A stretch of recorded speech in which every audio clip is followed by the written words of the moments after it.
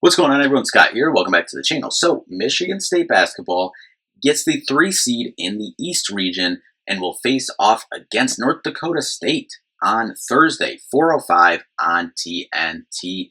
Now, just kind of early on, the draw for Michigan State. We're going to kind of talk about just this draw for Michigan State, a early look at North Dakota State. We'll have a full game preview up on the channel prior to the game on Thursday. But listen, overall for Michigan State's draw, this is exactly the draw I was talking about that I wanted when we talked after the UCLA game. Even before the UCLA game, I said, obviously I wanted to go and win the thing, and you wanted to chase, some things, get a better, you want to stay on the 2 seed line. But I said, especially after we left to UCLA, this was the draw I wanted. I wanted to be in the East region, wanted to be in the East region with Duke. And that may sound crazy. Duke's the #1 overall seed for a reason. We obviously saw that matchup earlier, but injuries definitely playing a factor to Duke right now.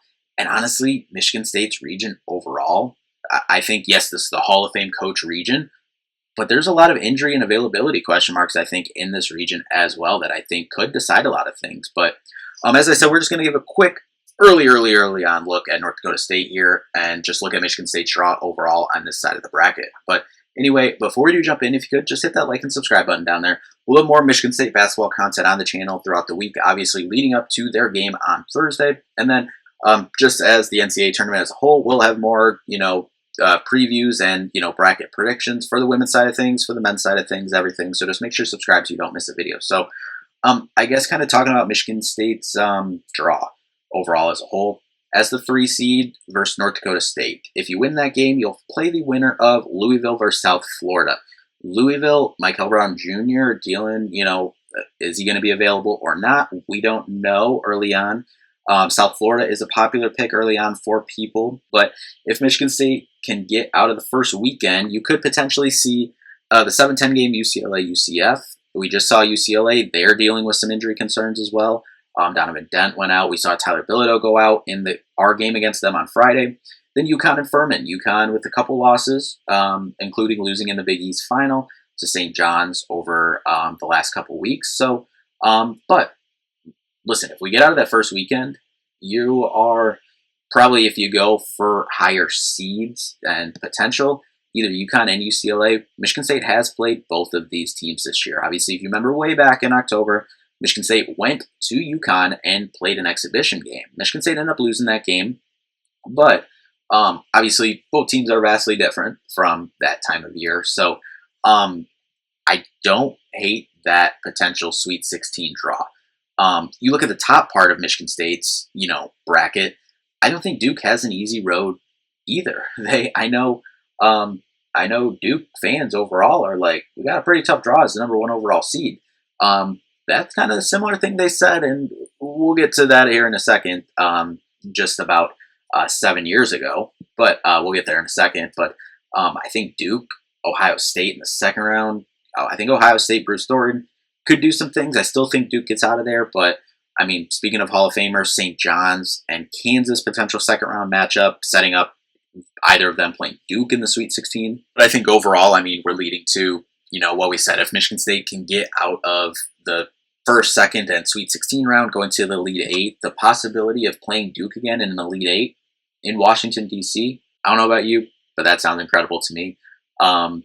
And I would love that rematch from earlier on in the year, too. Like I said, I think 2 vastly different teams, both injuries on both sides of things as well, but also, obviously, Jeremy Fears has upped his game tremendously throughout the year from this point, and Duke has the player of the year and Cameron Boozer, so, and they're the #1 overall seed for a region. But overall, when you look at things, staying in the East as well, I think this is a way more favorable draw than going out West. They probably would have been I know they would have been the 2 seed for where Purdue got, which they actually took the Big Ten tournament final into account, which is the first time in history. But Purdue does that. They jump Michigan State for that 8 seed, or number 8 overall ranking, and Michigan State gets the 9. That's why they get that top 3 seed line. But Purdue over there, they have a fairly decent first weekend. Like, I think they can get to the Sweet 16 fairly easily. But listen, I'm high on BYU. When I did my initial thoughts on the bracket, I think BYU can make a second weekend. I think they can upset Purdue potentially.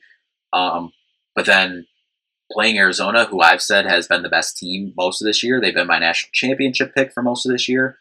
I would not want to have that matchup in the Elite Eight. Not saying Duke has been one of the best teams in the country all year. They've been probably the second, third best team in the country all year, but I just am that high on Arizona. And then Wisconsin and Arkansas with, Blackwell and Boyd for Wisconsin. We've obviously seen them this year. Arkansas, Darius Acuff is incredible. We've seen them earlier in the year, but that was, second game of the year. I think Michigan State got an incredible draw, not having to go out west either. I love Michigan State draw overall. But with that being said, let's jump into this matchup just kind of a little bit. North Dakota State Bison. They are 27-7 overall. Finished first in the Summit League overall. See if they played any major conference games overall. First time really looking at their schedule. The only, kind of major conference team they played was their first game of the season. They played at Oregon State, and they actually lost only by 2, 67-65 in that one. Besides that, not much big matchups overall.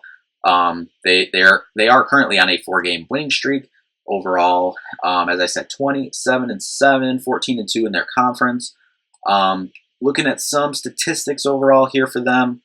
First of all, looking at their roster, small overall team, 6'9", 6'10", biggest overall players. Damari Wheeler-Thomas averages about 14 and 4 rebounds, shoots at about 39%, decent volume as well. Pretty high volume. Their second highest three-point shooter overall. Travion Carson averages 12 and 6 rebounds. Markai Strickland, 12 points. Trayson Anderson averages 10 and 5.